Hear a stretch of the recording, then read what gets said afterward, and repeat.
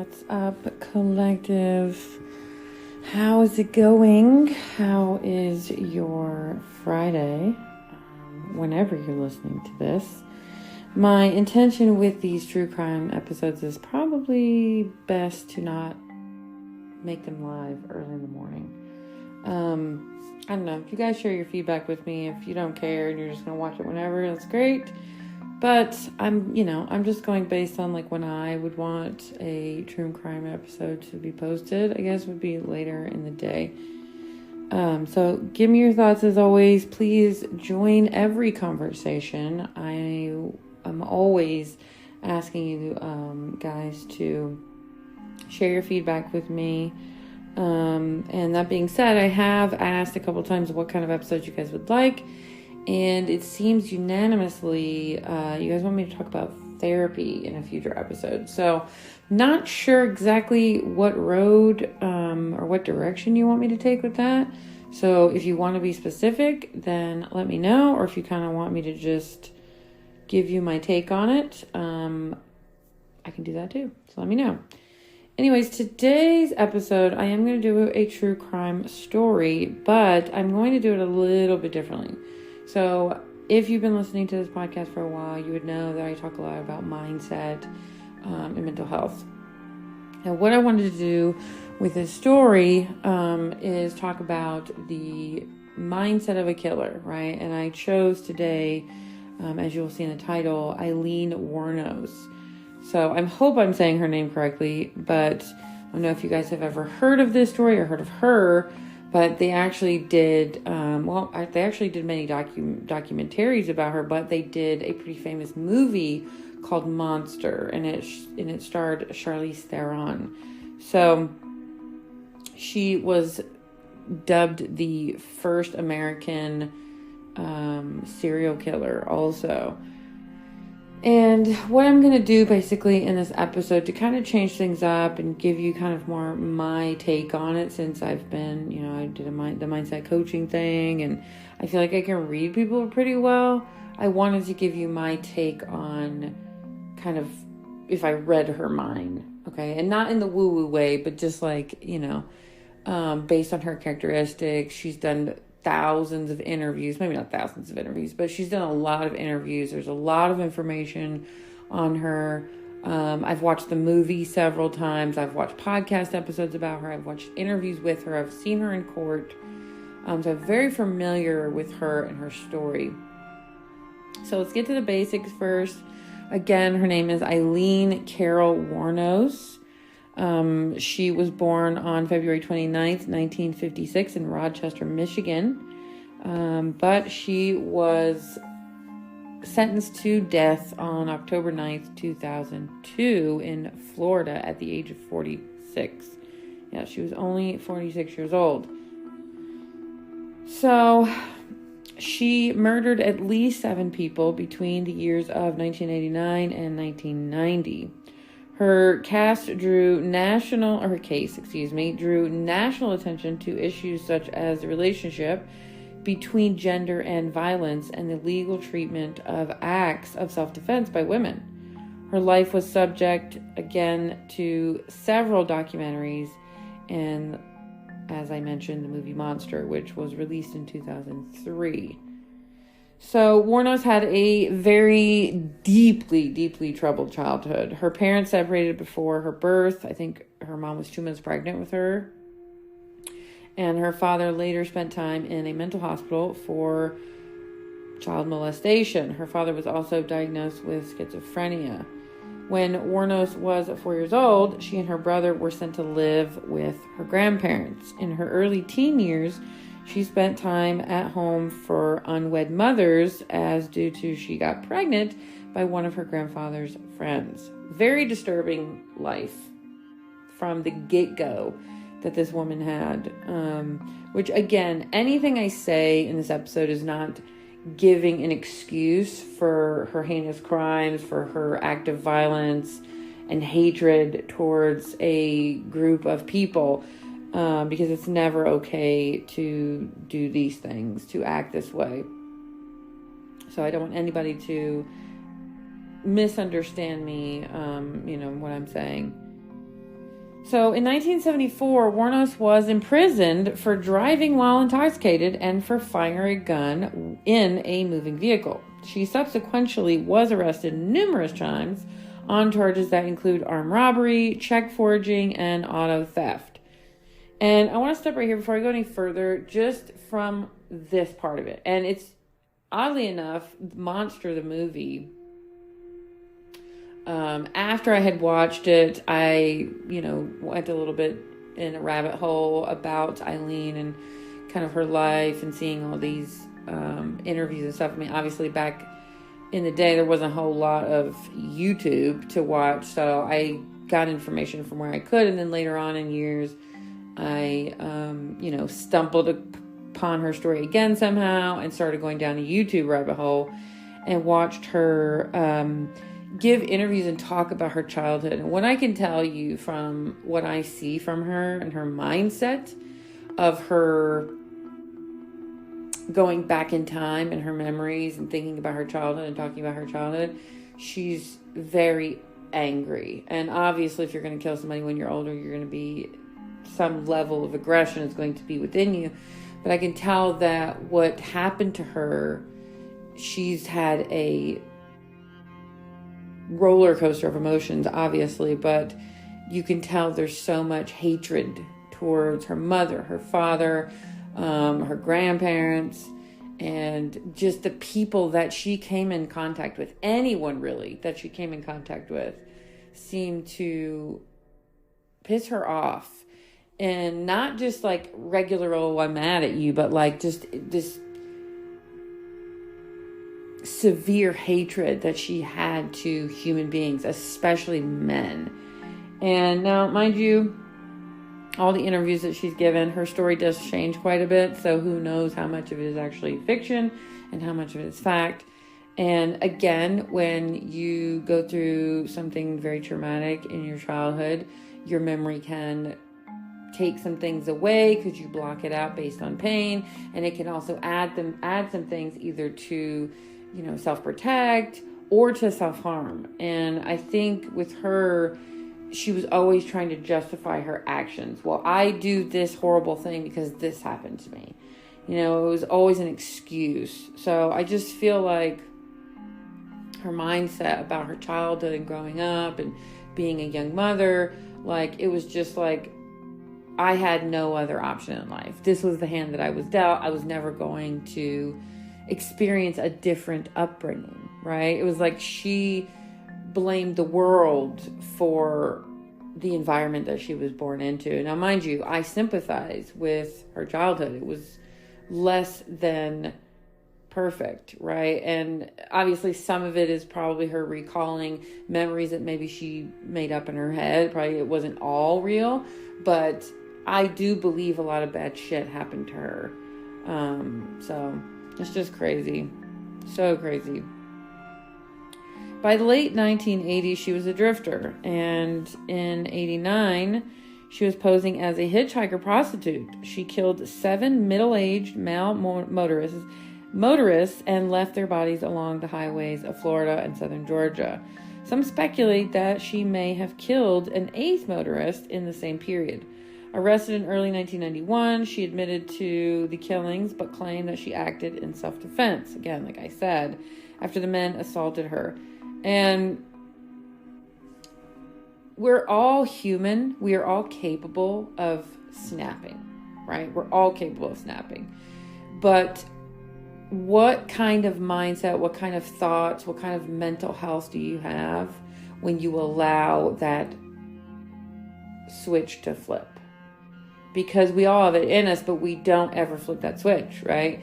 And with Aileen, I don't think she ever had the switch off. I think she came out of the womb, and I don't mean to make light of this, but she came out of the womb with that light turned on, with that switch turned on, and it was like she was programmed at a, because when you're a little kid, like your mind is a sponge and you absorb everything you're around.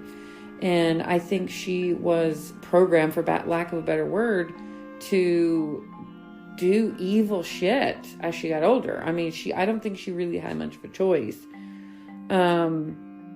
in her mind. Okay, let's be clear, because we do control ourselves. And I say this a lot on this podcast, or I have said a lot on this podcast, that we can't ever blame our past for the way that we act later in life as we're adults. I mean, we can learn from it, we can heal from it, we can move on from it, we can do better, we can help others. But when we do things out of malicious intent or evil intent, or from hatred, from whether it's racism, sexism, whatever it is, in her case it was basically sexism, it doesn't make it okay. It doesn't justify it. And based on the accounts in the movie, which I have come to find out that they were very similar to the real life story of how the murders went down, but obviously nobody's going to know except for Aileen and the victims, right? Because we just weren't there. There weren't cameras. So the actors and the writers of this movie were going based on stories and accounts from the FBI and, all the interviews and things like that. But it would seem like she was being treated as a prostitute, and that's what she was. She was a woman walking down the side of a highway in the 70s, in the 90s, and 80s, when sex was very open, and, when prostitution was happening in, a small town in Florida, it's very likely that these men are not the greatest members of society, to say the least. And when you are treating yourself as a sex object, as someone that's pretty much, I don't care about my body, I don't respect myself, you're going to be treated like that. And mind you, I'm not saying that this is okay what happened to her, okay, at all. But she put herself in a position. Now, the reason that I've never been treated like a prostitute is because I never treated myself like one, or ever put myself in that position. So that's what I'm saying. Doesn't give them the right to rape her, abuse her, both sexually and physically, and verbally too, from the accounts that we've seen both in the movie, the documentaries. So it was like she would put herself in a situation where she would be treated badly, because her mindset was, I want to take revenge on not only men in this world, but just because of all the shit I had to go through, I need revenge, because that is what's going to make me feel better. And what she didn't realize, it was only going to make her feel better in the moment. And so she would put herself in these situations, walking down these highways, getting picked up by these men. And it was like she was very strategic on who she would pick. It was mostly middle-aged white men who she would choose.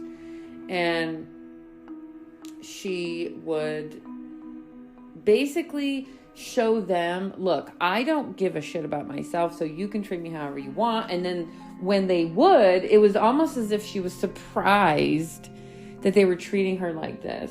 And that gave her the excuse to kill them. And it's crazy to me that she got away with this for so long. I mean, 7 people. Like, I know that crime back in the day was a lot easier to get away with, but just the fact that she just went under the radar for so long with all the rage that she had. Because, side note, she was also, in her spare time when she wasn't killing, she was going to bars with her lesbian girlfriend, Ty, and she was getting into bar fights almost every single night, and stealing and, doing all these crimes, and she just stayed under the radar for so long. So it's crazy to me that she got away with 7 murders. Now, I do want to bring up one of the ones that they showed in the movie Monster that really disturbed me. I think it was actually the last one that was committed. And it was this older gentleman. I think he was like a pastor or something. He was very religious. I don't remember why I know that, but there was something about religion that stuck out. So there was something maybe was said, or I don't know. He said he worked at a church or something. I don't know. But he genuinely wanted to help her.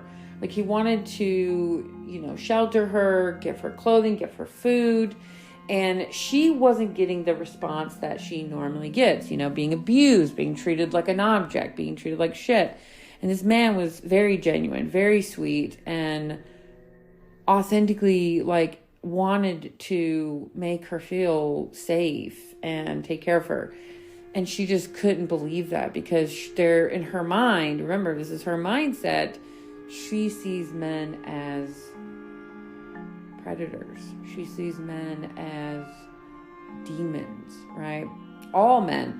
And another side note, I think this is a common denominator with some women and mental illness, because my mom, who suffered from schizophrenia, who still does, she's not passed away, she also feels this, I don't know if it's hatred like in Aileen Wuornos' situation, but there's some negative emotion that she feels towards men. And as I was, a teenager, I never understood it. I thought maybe she was just being an overprotective mom. She didn't want me to date. But as I got older, I started to realize not only like her illness better, I understood her illness better, but I started to understand where like I don't want to say hatred, like I said, it's a very strong word, but where her negativity was coming from for men. And she was raised by a very strict father who yelled all the time. He was just always in a bad mood. And I witnessed this myself. He wasn't like this to me, but I seen him like that. So it wasn't anything that my mother was making up. I mean, the whole family remembers him that way. And it's like a lot of the men that she dated were just used her and didn't treat her very well. And then when she met my father, he was the opposite. He was very loving, very caring to her, and it didn't really help. I don't know if maybe it made her worse, because she knew that just any minute, any day now, he was going to change. He was going to snap, right? And treat her badly, or be that demon that she thought a lot of men, or maybe all men were. And my dad was just never like that. He never flipped. He never snapped. He never cheated on her. He stayed committed to her for almost 20 years. And the only reason he didn't stay with her any longer is, and I have publicly talked about this, is that he needed to get me out of that situation. He needed his little girl to grow up in a more calmer, healthier situation and lifestyle. That I was missing school because of my mom. A lot of things were happening. So it's very similar to Aileen, and she definitely suffered from some mental illness, if not schizophrenia, or some kind of manic mental illness, maybe even personality disorder or sociopath or something like that.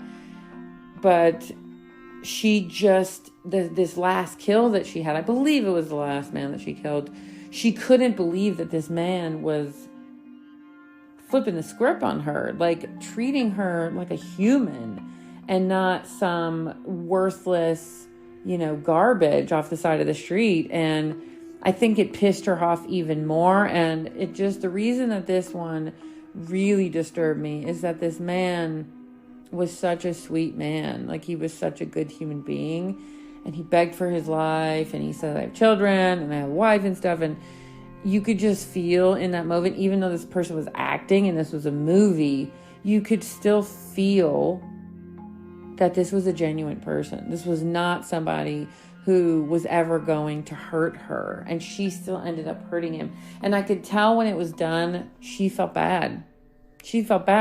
So that's the reason I wanted to do this episode. And I wanted to kind of give you my take on what I thought her mindset was. She was still in there. Her humanity was still in there. That little girl that just wanted, parents, that just wanted a safe home, to be able to watch, Saturday morning cartoons, to just have some sense of normalcy, was still in her. And you can also see that in the movie, in the way she talks about in the interviews about her girlfriend, Ty. She just wanted to be loved. And the reason I think she went with Ty is because Ty wasn't a threat to her. That's what I believe. I believe Ty was smaller. I mean, that's how they depict her in the movie. I don't remember what she looks like in real life. But I think she wasn't a threat to her. She didn't feel like this woman could hurt her physically, mentally, emotionally.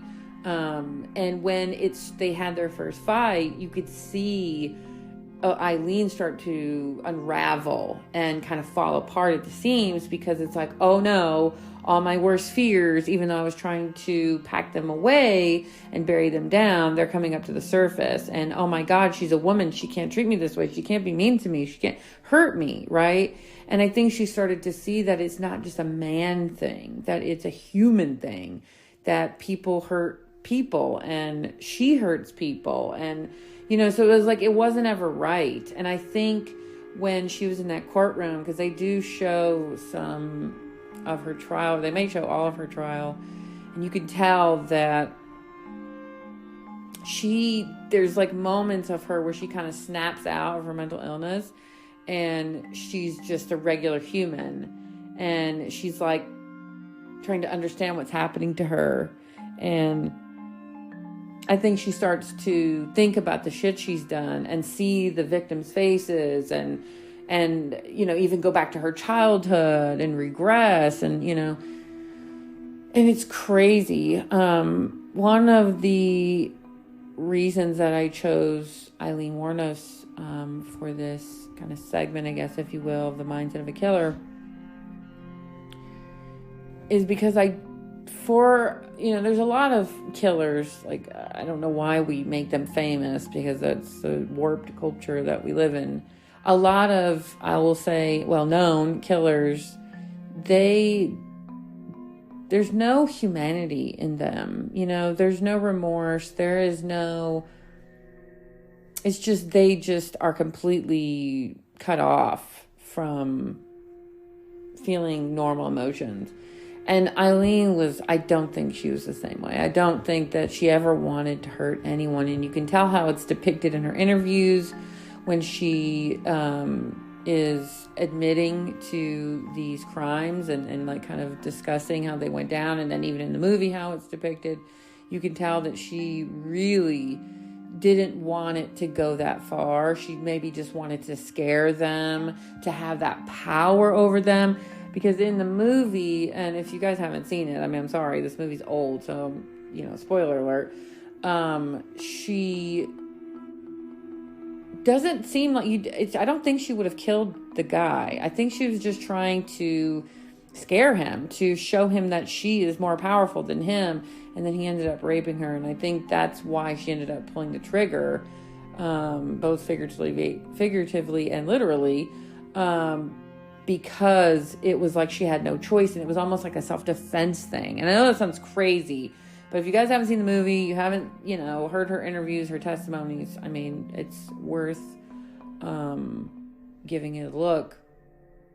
And again, I don't want anybody to misinterpret what I'm saying.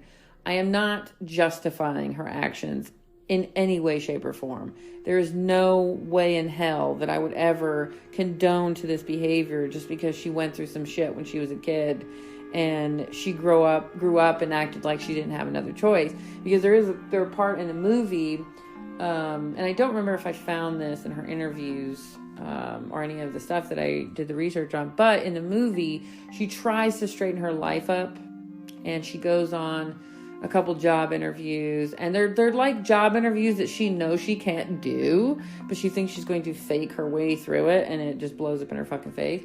But she also shows up to the job interview looking like shit. Like, she literally looks like she just was coked out all night, and she's rude as fuck. And these are all things she has control over, right? This is nothing that her childhood is coming back to haunt her and making her act like this. Nobody has a gun to her head. So she is choosing to act like this. And, some people might say I'm not being sympathetic enough to her, her story, what she went through. But like, are you kidding me? She's a fucking killer. And she chose to put herself in situations where she could kill people. So, I don't want anybody to think that I'm justifying her actions, but I do sympathize with that little girl. That's still a part of her. That still was a part of her. That part of humanity who knows it's wrong what she's doing, right? But in her mind, she feels like she's completely justified. Or does she? Right? Or does she just feel like, I might get away with this? The thing is, I feel for a person like Aileen, if she had gotten away with it, or even if she would have, spent a life in prison and didn't get executed, I don't feel like she could have lived with herself. Especially that last kill that she had, where the man was begging for his life. I could tell she felt a giant sense of remorse, and I don't think she would have been able to live with herself and what she's done. And that brings me to, I wanted to share with you guys her last words, before she was electrocuted. Alright guys, I'm waiting for this to load.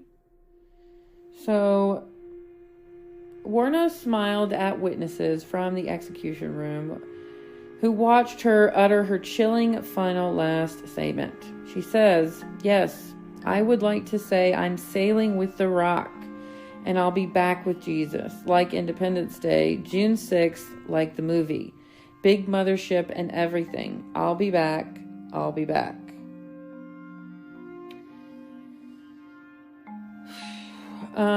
There's a lot to unpack there. There's a lot of metaphors, movie reference she threw in there.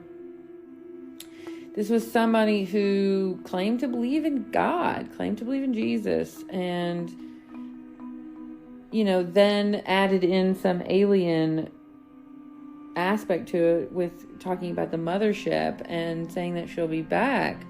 So it's interesting. It's she, even at her, last statement on this earth, she still wanted to feel a sense of power. And that's why the last word she ever said was, "I'll be back." Because she wanted to instill fear. She wanted to set the precedent that she was powerful, and no matter what the earthly realm does to her, she is going to come back, right? So she was obviously found guilty of killing 7 men in January of 1991. She was sentenced to 6 death sentences. In her defense, Wuornos claimed that all the men had either raped her or attempted to rape her at the time. Now again, I've watched a lot of her interviews, her documentaries, some podcasts, and the movie, like I said, and what I've gathered is her story has changed quite a bit. So again, who knows what is actual truth, and what maybe she has kind of made her story, if you will. But I will say that what is absolutely true, without a doubt, is that she definitely suffers from a mental illness. Who knows what that is? There is no diagnosis that I have found for her, other than her father's diagnosis of schizophrenia. But she, from what I know, was not medically diagnosed with any kind of mental illness, but she definitely has something, or had something, or suffered from something. Could it be severe PTSD? Absolutely. But what I will say is absolute truth, without doubt, is that this woman had a really shitty hand in life that she was dealt.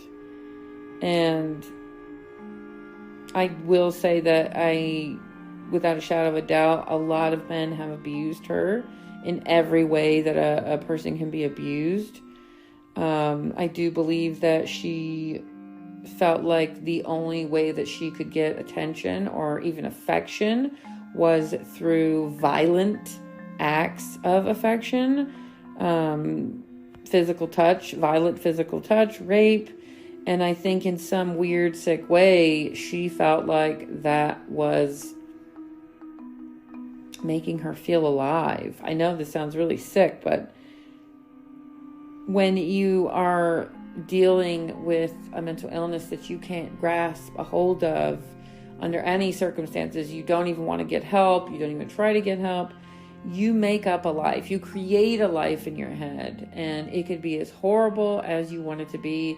It could look a certain way, it could feel a certain way, it could sound a certain way.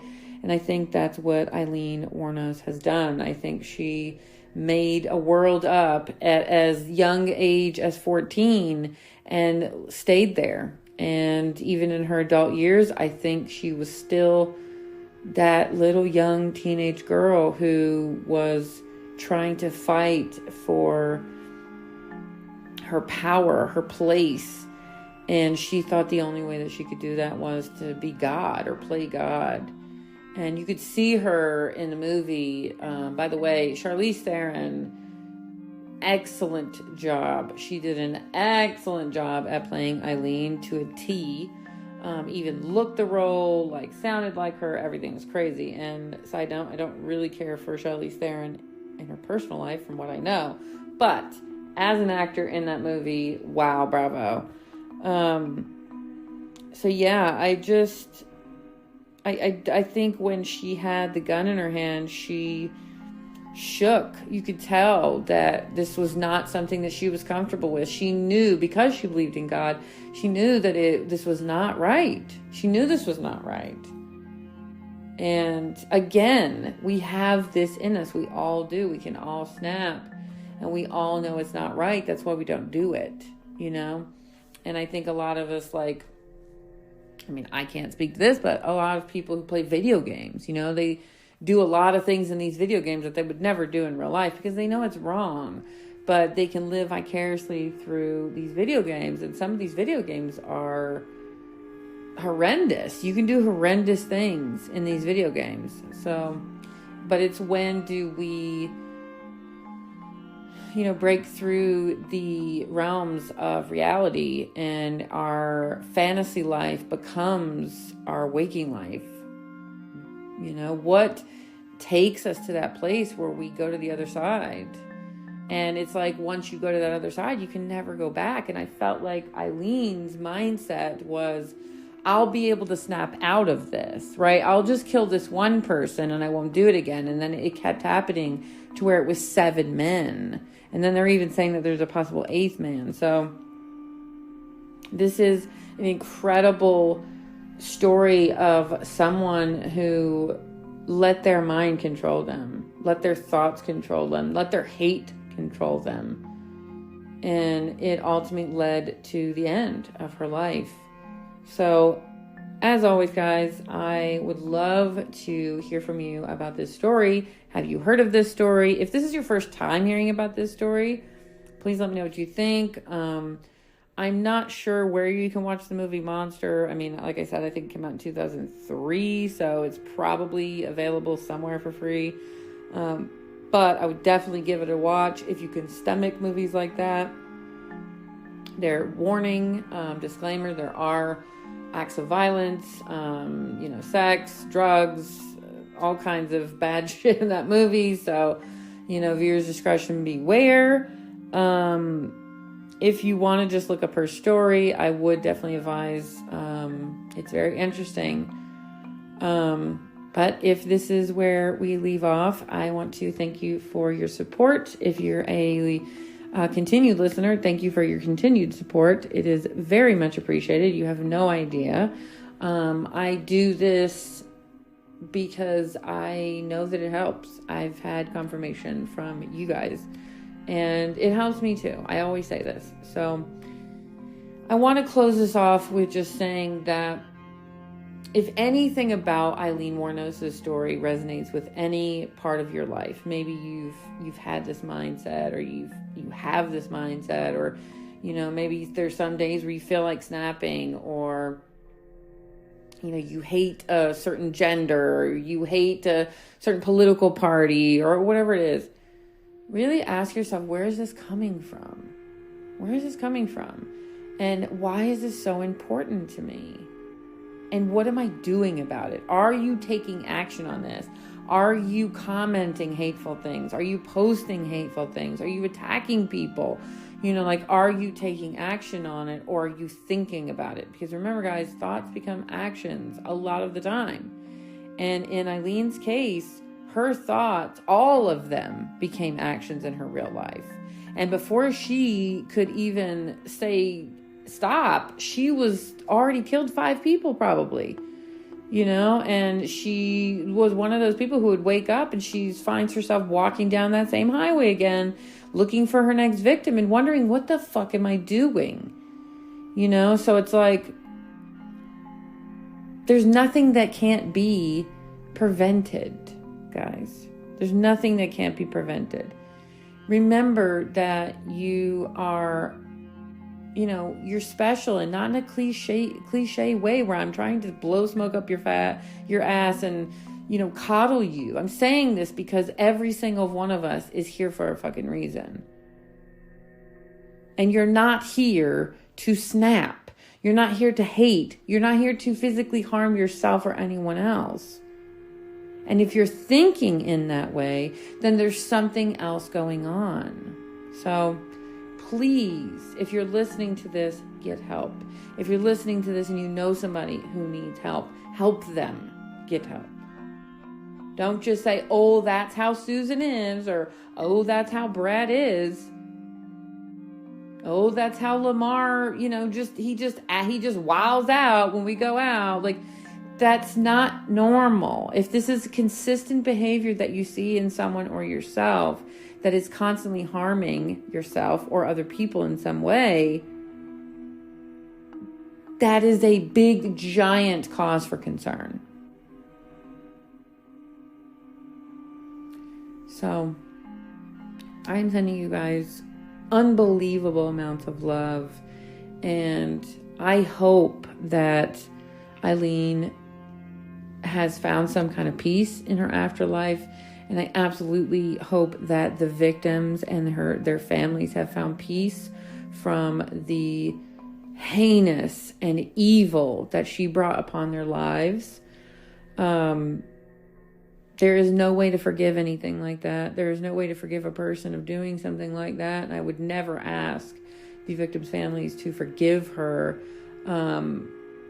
ever. I mean, it's just an unforgivable act. But I hope that they have found some peace, which I don't even know how that is even possible.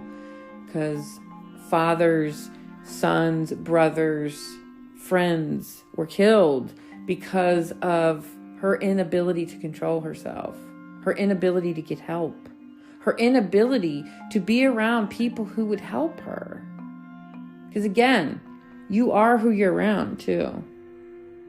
So if you are either living with someone or, spending large amounts of time or hanging around someone who's challenged, who may be on the verge of snapping, who, maybe you're like, oh, they just have attitude, but you still have this sinking feeling like something's off, or they're constantly, upset or something. Like, they need more than just, a podcast or a book, or, feel it in your guts, even when it comes to yourself too. Send them this podcast episode. Send them any of my podcast episodes that you think that might help. Hell, send them to my email. Send them to my DMs. Just don't give up on yourself or anyone, okay? We're all here for a very short time, and I think we should live it in the best possible way that we can. So, until next time, guys, ciao.